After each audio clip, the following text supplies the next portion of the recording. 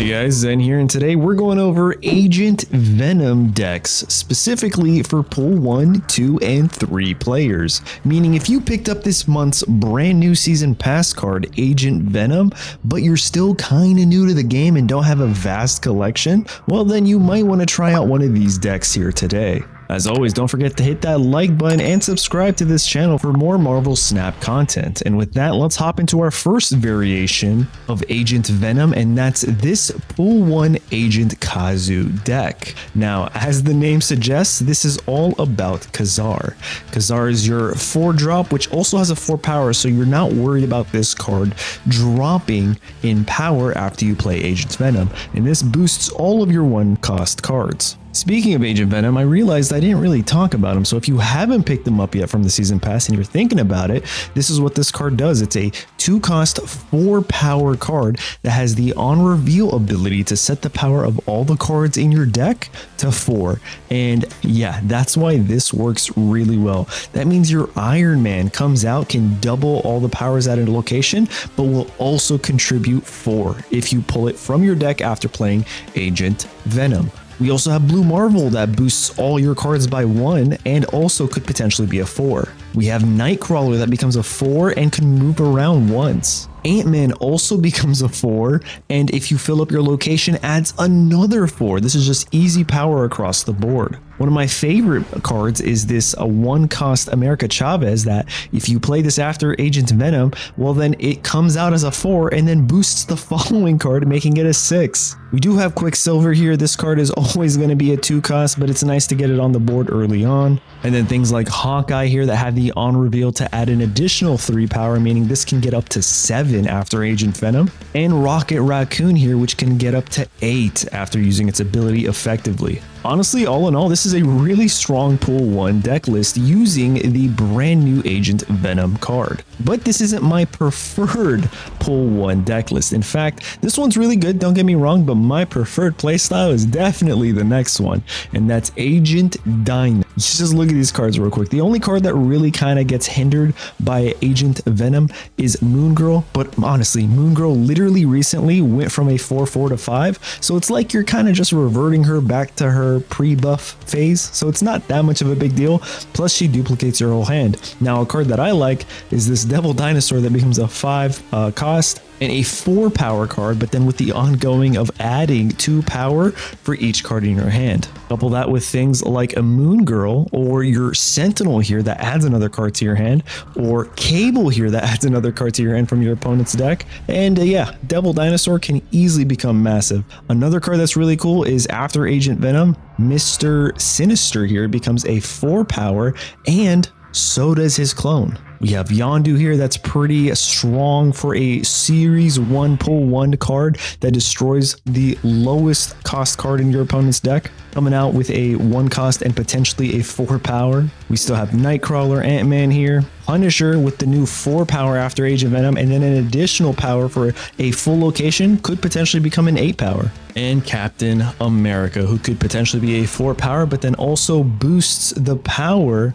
of your cards like Iron Man, Devil Dinosaur, and Punisher. 2 really strong decks for Pool 1 players, but now let's pretend you're a Pool 2 player. Well, listen, Agent Kazu is still really good. Let's talk about the cards that we're adding instead. There's just a couple changes here. We have Iceman, that is a Series 2 card. Let me switch it real quick so you guys can see what I'm talking about. I like that other variant. I have a few here. Series 2 Iceman, this becomes a 4 power after Agent Venom and then also increases the cost of one of your opponent's card. Yes, I like that control. But honestly, the rest of the deck is just a slightly different variation with some Series 1 cards, like your Bishop here that does really well. This is like later down the road of your collection. It's closer to Series 2, so I'm just throwing it into Series 2 pile right now. And then we also have Strongman here that has the ongoing +6 if your hand only has 1 or fewer cards. And with all these 1 costs, especially if you wait to play them out, you can easily get that buff right there on this character. And then we have Iron Man, Blue Marvel, and Kazar. This deck is very well rounded.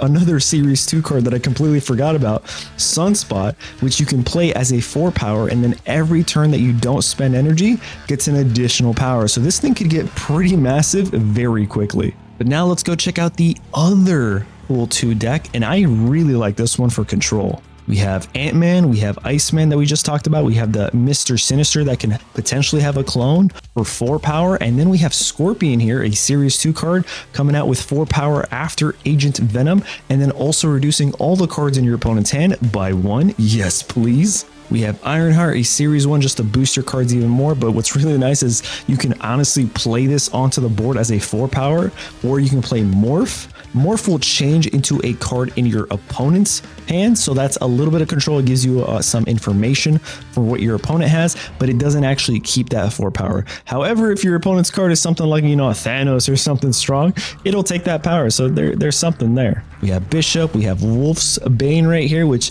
comes out as a 4 and then could potentially go all the way up to a 12 power. And then we have Shang-Chi here, which comes out as a 4 power after Agent Venom, but then also can potentially destroy those cards like we just mentioned, that Thanos, any sort of card that's a 10 power or more. But yeah, really nice pool 2 deck list. I like this. This is probably my preferred one out of the pool 2 selection, but now let's move on to pool 3. And this is where things start to get a bit spicy here. Let's check out Agent Patriot, and we'll talk about all these cards here. We have Wasp, which is a 0 cost and a 1 power that does pretty much nothing. But again, we're always talking about these cards after assuming that we get the on reveal and all these cards are in our deck. So that means a 0 cost with 4 power. That is just so much value right there. We have the Hood that is originally a -3, but can just come out as a 4, and it gives you this 1 cost 6 demon. That's more value there. We have Bast here that honestly I wouldn't play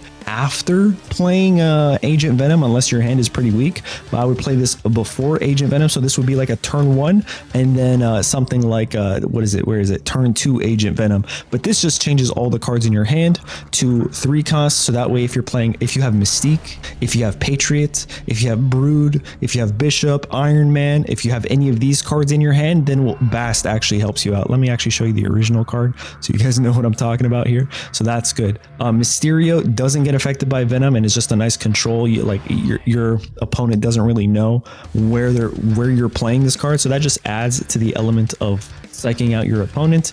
We have Mystique here, which is a Series 3 card. I really like this, more so playing it after Iron Man if I can. Or what really helps with this deck is you play Patriot, because now your cards with no abilities gain +2 power, right? You can essentially play this for 4 and then play something like Mystique on the following turn, which doubles that effect, and you could play this after Agent Venom and that's another 4, and then you can play something like this on turn 5 with maybe a Mysterio, probably not, maybe something like these 2 cards. But either way, this card becomes a 4 here, but then these are considered no abilities, so they become a 4, and then they also get Patriot's ability boost, so it become a 6, and then if Mystique also copied Patriot, then they become an 8, which is kind of nuts. You get 2 of these, you get 16 power on the board for essentially free, and then you have your Iron Man, your Blue Marvel, and Ultron here. This thing is crazy. If you have Ultron for Series 3